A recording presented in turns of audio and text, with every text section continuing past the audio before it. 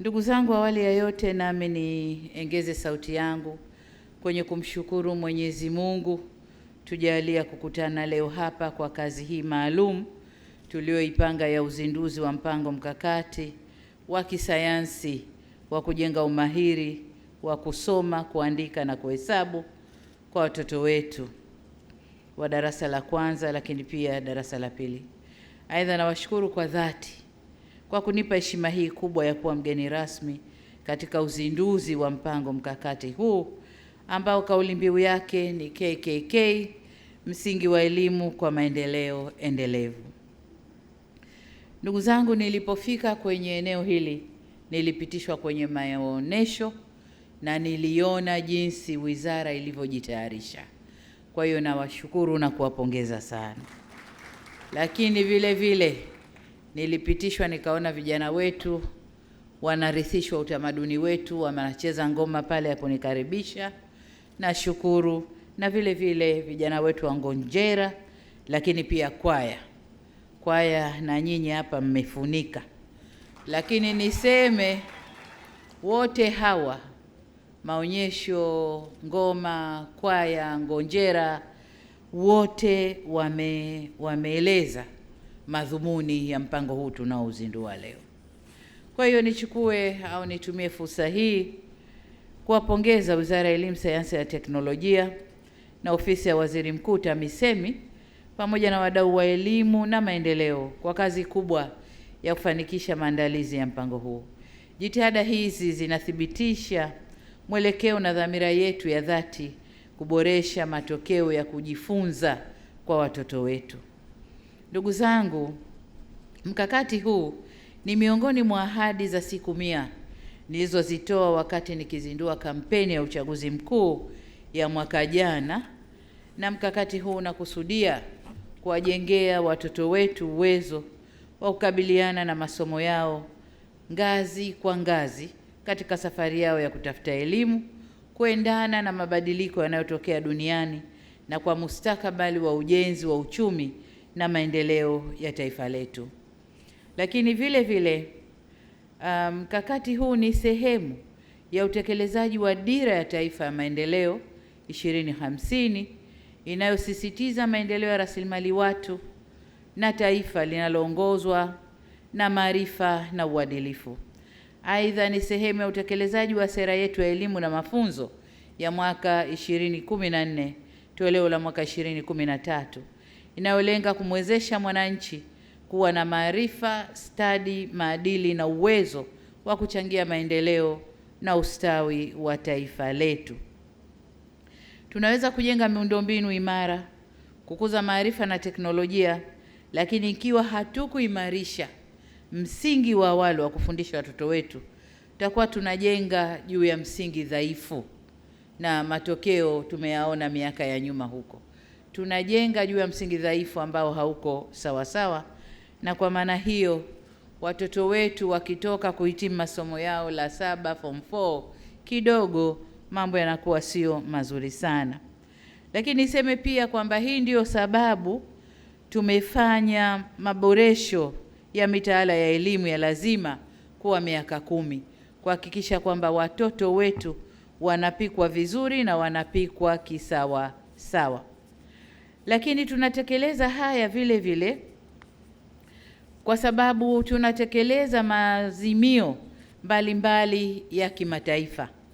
Tunatekeleza azimio la Umoja wa Afrika la mwaka 2024 linalosema Educate and Skill Africa for the 21st century, ili Afrika iweze kuendana na ajenda ya Umoja wa Afrika ya 2063.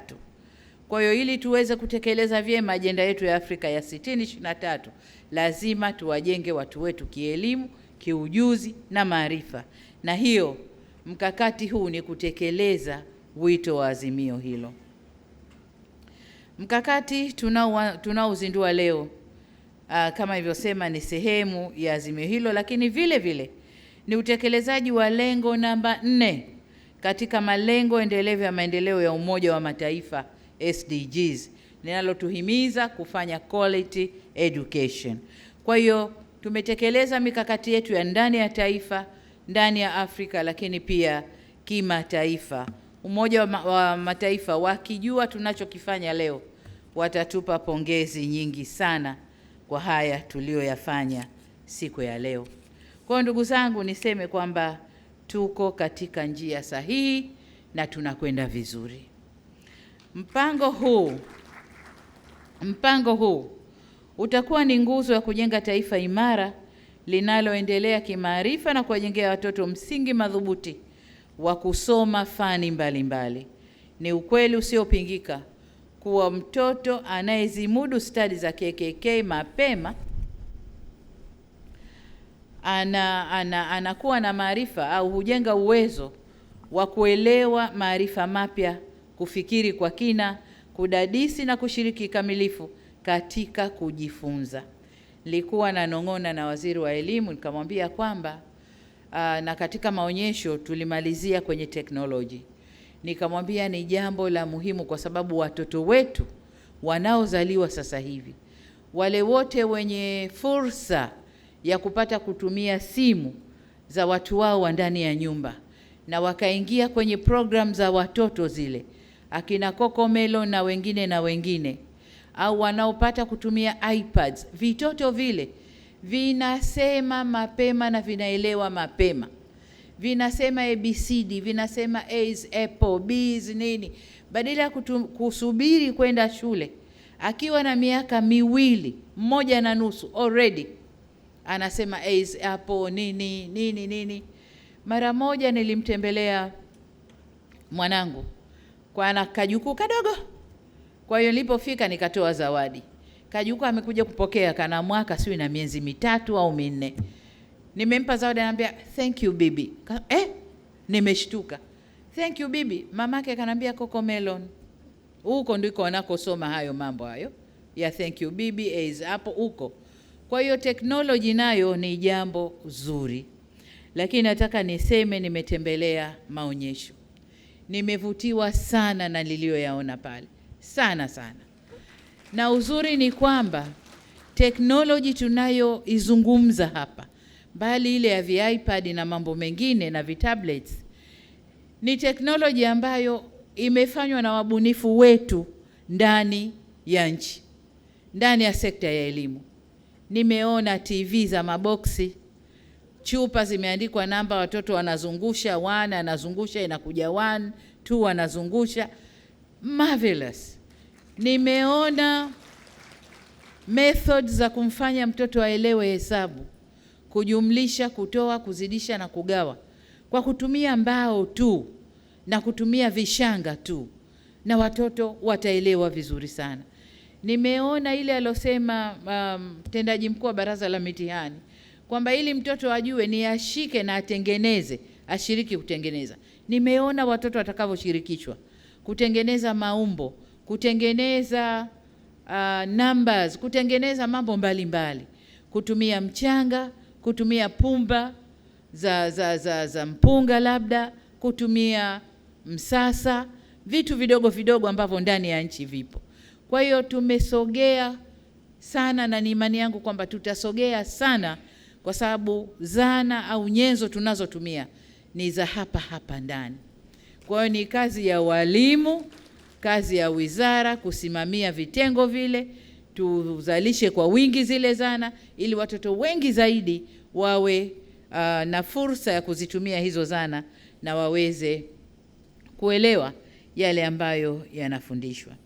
Sasa kwa kutambua hilo, serikali kwa upande wake nayo imejidhatiti kuhakikisha kuwa hakuna mtoto atakayefika darasa la 3 bila kuwa na uwezo wa kusoma, kuandika na kuhesabu. Zuri zaidi, hata watoto wetu wenye changamoto mbalimbali.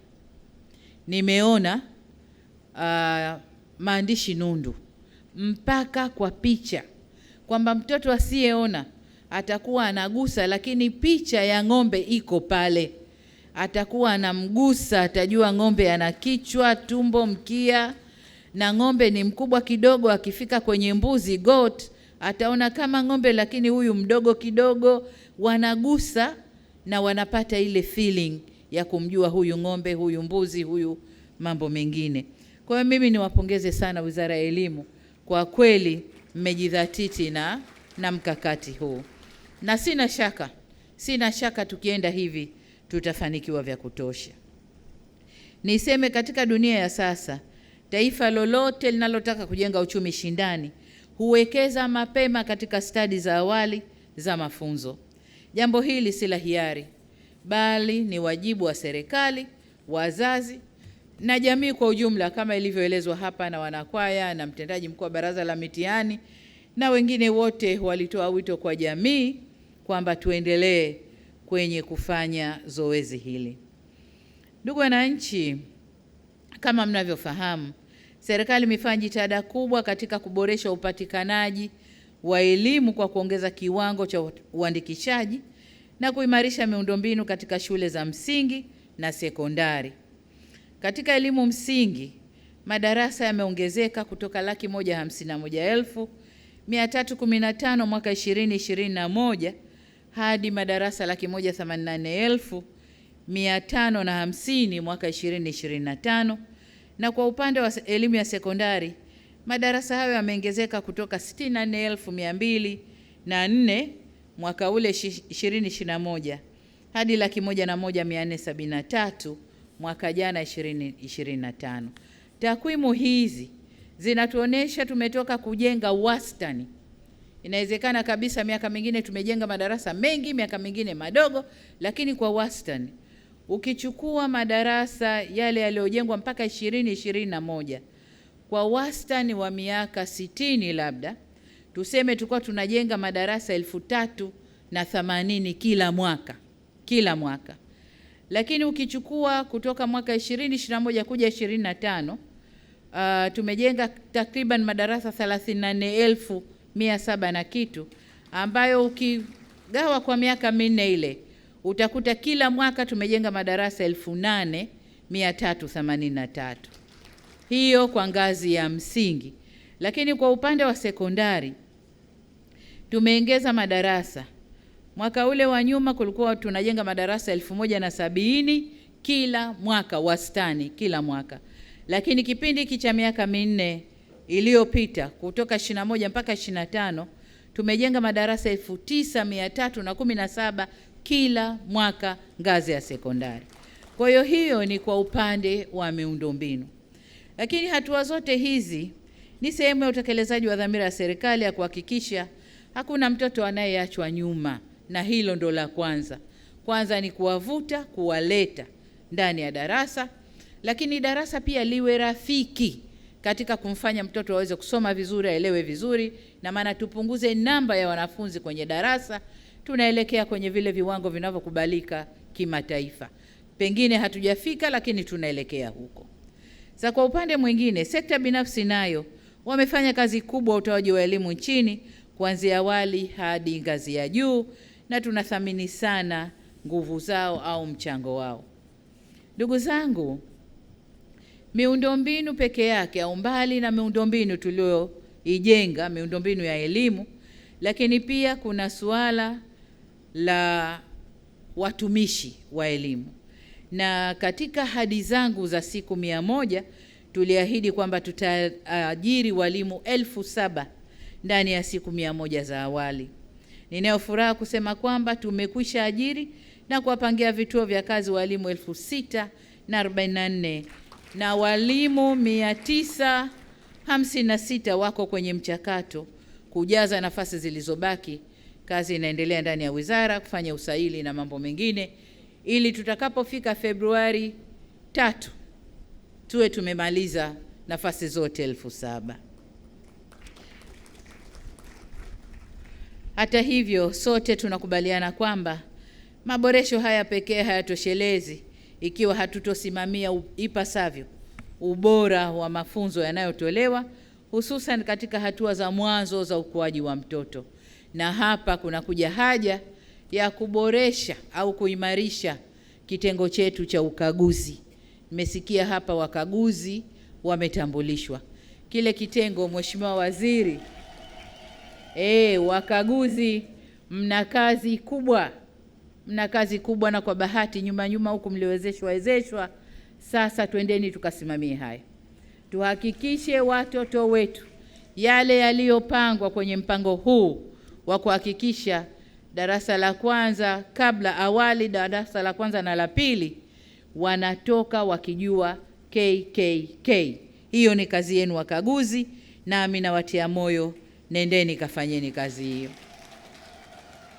Kwa muktadha huo, niseme kwa ujumla kwamba serikali imejipanga kuhakikisha walimu wanakuwa sehemu ya suluhisho na wadau muhimu katika utekelezaji wa mkakati huu. Hii ni pamoja na kuwapatia nyenzo, lakini pia na mafunzo kama alivyosema mtendaji mkuu wa Baraza la Mitihani hapa, kwamba tunakwenda kuwafundisha walimu na kuongeza ujuzi wao, lakini pia kuwapatia nyenzo zote zinazotakiwa katika na mbinu za kisasa za ufundishaji, pamoja na ufuatiliaji wa karibu kama nilivyowaomba wakaguzi waende wakafanye hiyo kazi kwa moyo mmoja. Ndugu zangu, tumesikia mengi ambayo yamesemwa, maelezo yote ya mpango huu umetoka au yametolewa. Kwangu mimi sasa ni kusema tu kwamba au kuelekeza kwamba Wizara ya Elimu, Sayansi na Teknolojia ishirikiane vyema na Ofisi ya Waziri Mkuu TAMISEMI na wizara za kisekta zinazohusika na malezi, makuzi na maendeleo ya awali ya mtoto kuhakikisha mkakati huu unatekelezwa kikamilifu katika ngazi zote. Mkakati huu usiishie kwenye makaratasi. Nataka uwe na matokeo yatakayopimika na yenye manufaa na tija kwa walengwa, yani watoto wetu, lakini taifa kwa ujumla. Aidha, ufuatiliaji wa matokeo ya utekelezaji wa mkakati huu uwe sehemu ya uwajibikaji katika ngazi zote, kuanzia mwalimu, mkuu wa shule, afisa elimu wa wilaya hadi mkoa. Kusiwe na ripoti za kuandikwa tu. Tunataka mabadiliko yaonekane kwa mtoto. Tunapotembelea sehemu, tukisimamisha mtoto wa darasa la pili anayeandaliwa kwenda la tatu, tuhakikishe amesoma, ameandika na ameweza kuhesabu kwa jinsi vile tulivyojipangia. Ili kufanikisha hili, tathmini za mafunzo zifanyike mapema, kubaini watoto wenye changamoto kwa lengo la kupatiwa msaada kwa wakati. Stadi za KKK ndizo daraja linalounganisha sera, mitaala na matokeo halisi ya elimu. Hivyo upimaji na